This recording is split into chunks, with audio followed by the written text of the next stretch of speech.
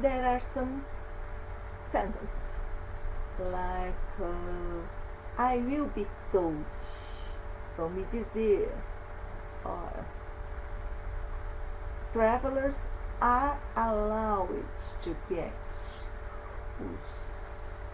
os passageiros serão permitidos para entrar ou sair do avião. So, this structure, essa estrutura, é de frases que estão na voz passiva. So, let's study about the passive voice. Então, vamos estudar sobre a voz passiva, ok? So, let's talk about the passive voice. Então, vamos falar sobre a voz passiva. We use the passive voice when the object is more important than the subject. Nós usamos a voz passiva quando o objeto é mais importante do que o sujeito. Por exemplo, this house was built in 1979. Esta casa foi construída em 1979. No caso aqui a gente não foca, não interessa quem construiu a casa, mas quando a casa foi construída, ok?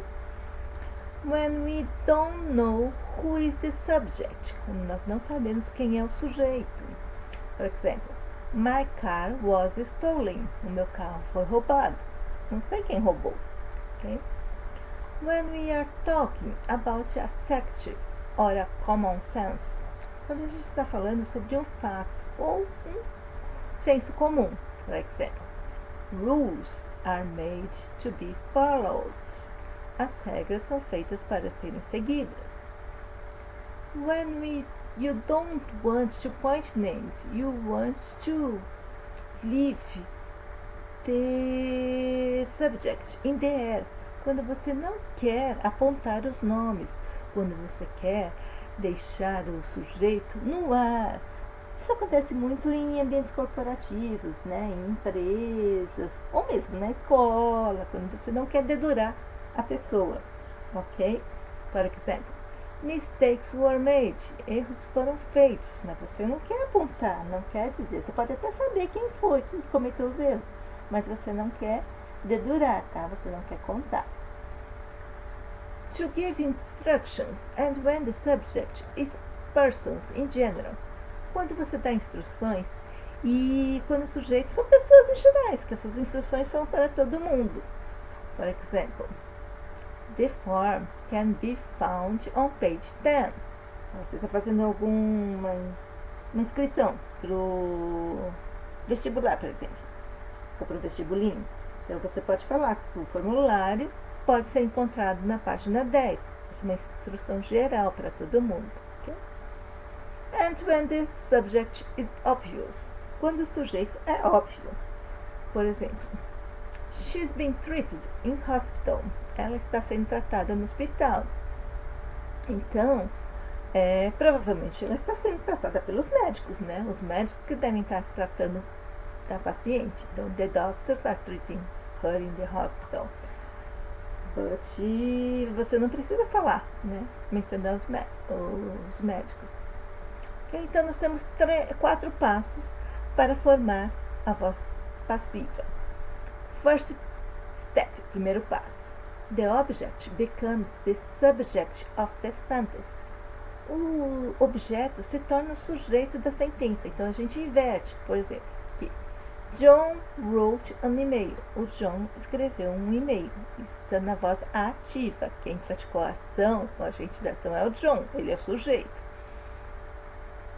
E o que ele fez? Ele escreveu um e-mail. Então, esse um e-mail é o objeto. É o que o John fez. Que é o que complementa o verbo que o John escreveu.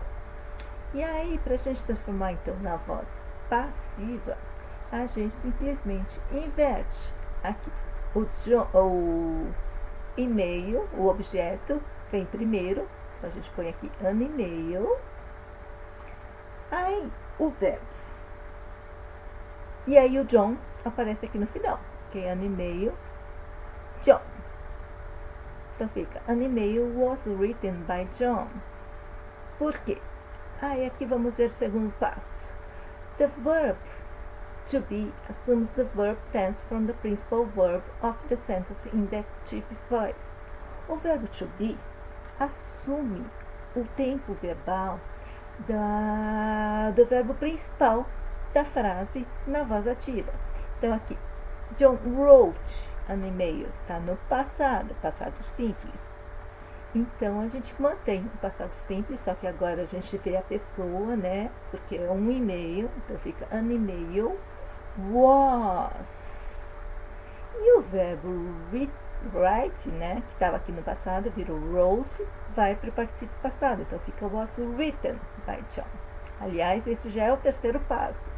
The principal verb is conjugated in the past participle.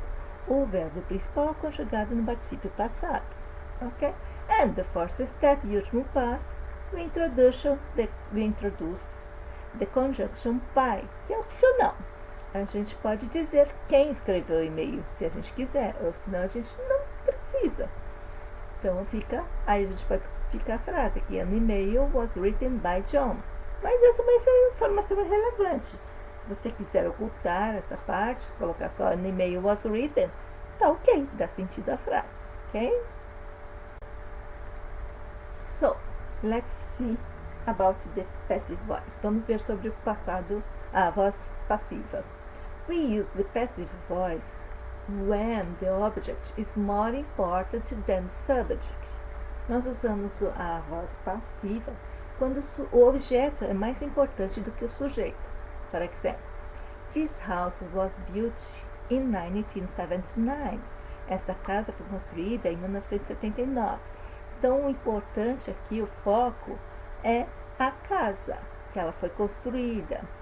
Mas não importa quem construiu, ok? When we don't know who is the subject, quando nós não sabemos quem é o sujeito. Por exemplo, my car was stolen. Meu carro foi roubado, não sei por quem. Okay? When we are talking about a fact or common sense, quando nós estamos falando sobre um fato ou um senso comum, por exemplo, rules are made to be followed. As regras são feitas para serem seguidas. When you don't want to point names, you want to leave the subject in the air. Quando você não quer apontar os nomes, quando você deixa o sujeito no ar. Por exemplo, mistakes were made. Erros foram cometidos. Isso acontece muito em ambiente corporativo, ou mesmo na escola, né? Quando você não quer dedurar alguém, quando você não quer contar quem, mesmo que você saiba quem fez, cometeu o erro. Okay? To give instructions, and when the subject is persons in general. Para dar instruções, e quando o sujeito são pessoas em geral. Então, quando são instruções gerais. Por exemplo, the form can be found on page 10. Está fazendo inscrição para o vestibular, para o vestibulinho. Aí tem uma frase que fala onde você pode achar o formulário. E essa instrução serve para todo mundo. Okay? When the subject is obvious, quando o sujeito é óbvio, por exemplo, she's being treated in hospital. Ela está sendo tratada no hospital. Aí você não precisa, né? Provavelmente são os médicos que estão cuidando dela, tratando. Então você não precisa mencionar. The doctors are treating her in hospital. Essa seria a voz ativa, né? Os doutores, os médicos estão tratando dela no hospital. Mas na voz passiva você não precisa falar quem está tratando. Você pode omitir. Okay? Então, como a gente forma a voz passiva? Temos 4 passos. First step, primeiro passo. The object becomes the subject of the sentence. O objeto se torna o sujeito da frase. Por exemplo, John wrote an email. O John escreveu um e-mail. Esta é a voz ativa. John é o sujeito e um e-mail é o objeto, é o que ele escreveu, okay? Que complementa o verbo. Então, como fica na voz passiva? Esse objeto, an e-mail, vira sujeito. Então, ele vem no começo da frase. An e-mail. E o John, que era o sujeito, vem aqui no final da frase. Ok? E como a gente faz com o verbo? Já é o segundo passo. The verb to be assumes the verb tense from the principal verb of the sentence in the active voice. Então, o verbo to be, aliás, na voz passiva, todas as frases vão ter a presença do verbo to be, ok? O verbo to be assume o tempo verbal do verbo principal da frase na voz ativa. Por exemplo, nesse exemplo, então, o John wrote an email. O wrote está no passado simples, né? Então, o verbo to be fica no passado simples. Vira was, porque é um e-mail, né? Está na terceira pessoa do singular. Então, a gente usa was. E o verbo principal, que era o write, ele vai para aquela terceira coluninha de verbos, para o particípio passado. Aliás, que já é o terceiro passo aqui. The principal verb is conjugated in the past participle. Então, o verbo to write, escrever, no passado simples virou wrote, e no particípio passado ele vira written, ok? E o último passo, the fourth step, we introduce the conjunction by. It's optional. Nós introduzimos a conjunção by, que significa por, mas isso é opcional. Se você não quiser dizer, tipo aqui, an email was written by John. Um e-mail foi escrito pelo John. Então, a gente incluiu essa expressão by John. Se a gente não quiser dizer quem escreveu o e-mail, a gente pode simplesmente dizer an email was written, ok? Então, por isso que é opcional ou não. Depende da relevância dessa informação, ok? Essa linguagem de voz ativa, passiva, é muito usada quando você notícia, quando você vai dar uma notícia em telejornais, ok? Também é usada quando você deseja focar quem recebe a ação, ok? So let's see some sentences. Vamos ver algumas frases para vocês entenderem como funciona o verbo to be, ok? Então, aqui, como eu falei, o verbo to be, se estiver no presente, a gente vai usar am, are, né? Lembra? I am, you are, he, she, it, is. And they are também. Mas o particípio, tá? No particípio passado.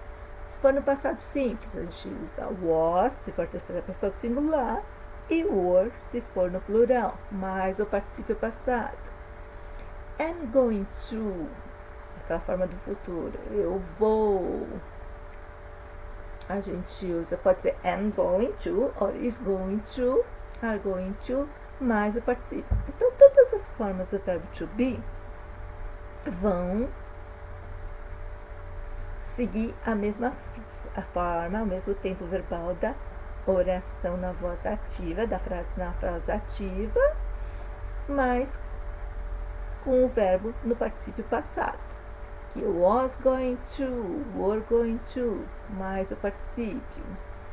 Has been, o presente perfeito. Se estiver no presente perfeito, a gente usa has been, or, se for terceira pessoa do singular, ou have been, mais o particípio. Had been, passado perfeito. Can, a gente pode usar também com os modal verbs. Can be, could be, mais o particípio. Can está no presente, né? Posso ser ou estar, podia ser ou estar. May be, might be. May também é o poder, né? Must be, had to be, devo, deve estar, deve ser, aliás, tinha que ser, ou should be, ought to be, deveria ser ou teria que ser. Então, aqui alguns exemplos. Mary gives gifts. Está no presente. Então, como fica? A gente inverte, né, o sujeito com o objeto. Então, gifts, que era objeto aqui, vira sujeito aqui. Então, fica gifts